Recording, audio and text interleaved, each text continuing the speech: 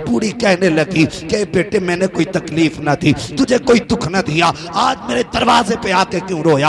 आप फरमाते हैं जब मैंने इस बहन को रोते हुए देखा है तो मुझे मदीने में रहने वाली अकबर की बहन की याद आ गई है, मुझे मुस्तफा के नवासे की शहजादी सुगरा की याद आ गई है। जब इसको अपना भाई इतना प्यारा है तो फिर सुगरा को अकबर कितना प्यारा रहा होगा का उसकी याद ने रुला दिया है। अल्लाह अकबर। फानूस बन के जिसकी हिफाजत हवा करे, वो शम्मा क्या बुझे जिसे रोशन खुदा करे।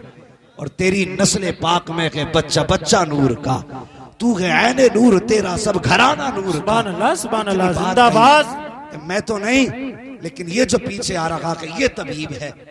वो औरत आई दौड़ी दौड़ी और इमाम सज्जाद के कदमों पे हाथ रख के कहने लगी, ओ कैदी सुना है तू तबीब है, मेरा बेटा जिंदगी मौत के बीच में है, अल्लाह ने मुझे 7 बेटियां दी हैं, 1 बेटा दिया है और इतना बीमार है कि लगता है जिंदगी के आखिरी दिन है, अगर कुछ कर सके मेरे घर के चिराग को बुझने से बचा ले, मेरे बुढ़ापे के सहारे को छीनने से बचा ले, मेरे बुढ़ापे की लाठी को टूटने से बचा दे। इतनी बात जब माँ ने कही थी, इमाम सज्जाद ने बूढ़ी को उठाया, उठा के कहने लगे माँ उसने जो कहा है सच ही कहा है, वो ये कहता कि इससे पूछ ये तबीब होगा।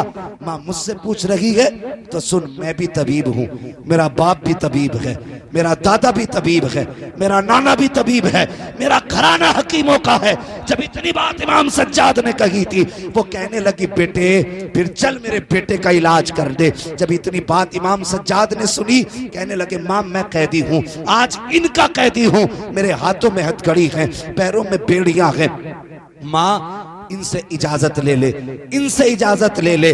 जब इतनी बात कही ना वो औरत फिर दौड़ी और दौड़ करके गई, जाकर के उसने अम्र इब्ने साद से कहा कि जो चाहे कीमत ले ले, लेकिन ये कैदी मेरे साथ भेज दे, ये कैदी मेरे साथ भेज दे। जब इतनी बात उस बूढ़ी ने कही है, उसने कहा था क्या देगी? उसने कहा ये मेरी 7 बेटियों का जेवर है। बहनों ने अपना जेवर दे दिया इकट्ठा करके, कहा माँ ये सारी दौलत ले जा और ऐसा तबीब ढूंढ के ला जो हमारे भाई की जिंदगी बचा सके, जो हमारे भाई की जान बचा सके। जब इतनी बात कही थी इमाम सज्जाद की तरफ अम्र इब्ने साद ने देखा और देख के हंसने लगा और हंस के कहा था अगर इतना ही बड़ा तबीब है अपना इलाज क्यों ना कर सका जो आज कैदी बन के जा रहा है। इतना सुना जलाल आ गया इमाम सज्जाद को। अल्लाह अकबर। आप फरमाते हैं तू क्या समझता है तेरी बेड़ियों ने हमें रोक रखा है, तू क्या समझता है ये तेरी हथकड़ी हमारे लिए पाबंदी का सबब बन सकती है? अल्लाह अकबर। इतनी बात हुसैन के शहजादे ने कही थी।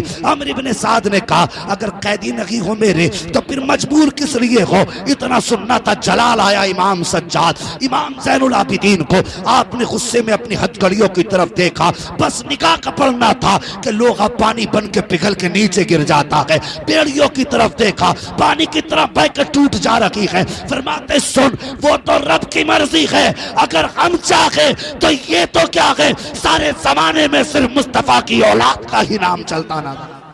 साहिब ये बहनें होती हैं, अपना सारा जेवर उतार दिया और वो तो दौलत के कुत्ते थे, उन्होंने बूढ़ी से सारा जेवर ले लिया। इमाम सज्जाद चले, बड़ी मुश्किल से चलते चलते बूढ़ी के दरवाजे तक पहुंचे। जो लोग कहते थे ना मजबूर थे हुसैन, और कुछ कुत्ते भौंकेंगे अभी मुहर्रम आ रहा है और कहेंगे कि अगर इतनी ताकत थी तो बेटे को पानी क्यों नहीं पिला दिया करबला में, अगर गैब था तो बेटे को करबला से बचा क्यों नहीं लिया। उन कुत्तों के लिए एक जवाब है, जहन नशीन कर लेना लोगों, जब तक जिंदा रहना हुसैनी बन के जिंदा रहना, मौत भी आए तो इमाम के इश्क में मौत आए, मुस्तफा की औलाद के प्यार में मौत आनी चाहिए।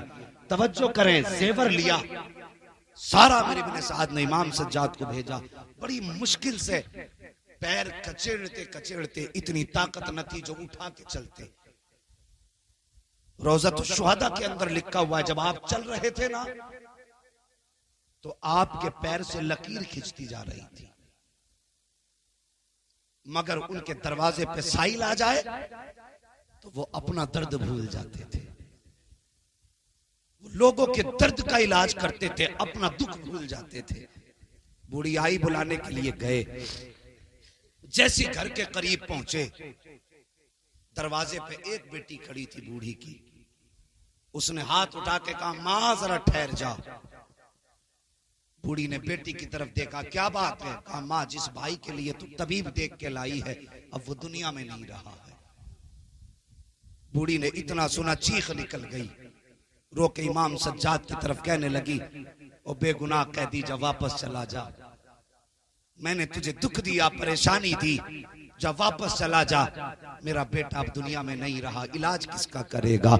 इतनी बात बूढ़ी ने कही। फिर वो शहजादे हुसैन के थे, उनकी गोद के पले हुए थे। अल्लाह अकबर। इमाम सज्जाद कहते, माँ दरवाजे तक बुलाया है तो अंदर तक आने की इजाजत नहीं देगी। जैसी इतनी बात कही, बूढ़ी कहती है, बेटे तू तो पहले से मुसीबतों में घिरा है, मगर बता तो सही, अब जा, वापस चला जा, मैं तेरा वक्त जाये नहीं करना चाहती। हजरत इमाम सज्जाद ने कहा था, माँ जब यहाँ तक आ गया हूँ, एक बार बेटे का चेहरा देखने की तो इजाजत दे दे। इतना कहा था, माँ की आंख में आंसू आए, कहने लगी, ठीक है, अगर इतना ही करना है तो आ देख ले आकर के। इमाम सज्जाद ने घर में कदम रखा है, क्या देखते हैं, एक बहन भाई के तलवे पे सर रख के आंसू बहा रही है और उसकी जबान से जुमले निकल रहे थे, भाई कितनी हसरतें जुड़ी थी तेरी जिंदगी से, कितनी आरज़ुएं वाबस्ता थी तेरी जिंदगी से, कितने ख्याल देखे थे तेरे साथ, कितने ख्वाबों की हमारी ताबीर था तू, और तू तन्हा छोड़ के चला गया, हमें इस सफर में अकेला छोड़ गया। जैसी बहन के इतने जुमले सुने हैं,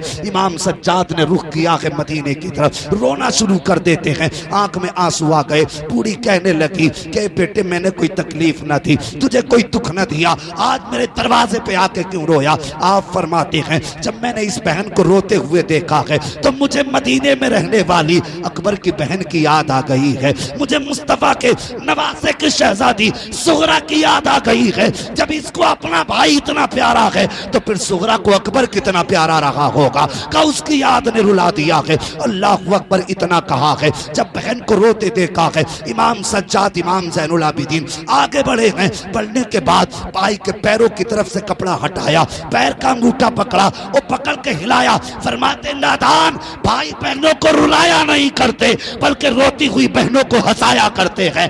इतना कहना था, जवान उठ के बैठ जाता है, उठ के जवान बैठा है। माँ ने इमाम के कदम पकड़े, कहने लगी, बेटे बता तो सही तू कौन है, कहाँ का रहने वाला है? इमाम ज़ैनुल आबिदीन ने कहा था, माँ अब तक तो मदीने वाले कहलाते थे, आज के बाद हमेशा करबला वाले कहलाते रहे। ताकत देख नबी के बेटे की। जब इतनी बात हुई, बेटा जिंदा हो गया, आपने फरमाया, माँ सोना कितना था? कहा सारी बेटियों का जेवर था। आप फरमाते, जा दामन में मिट्टी भर के ला। गई, मिट्टी भर के लाई दुपट्टे में। इमाम सज्जाद ने यूं हाथ लगाया, कहा माँ खोल के देख। जब खोल के देखा तो धड़ियों के हिसाब से सोना बन चुका था, सोना बन चुका था।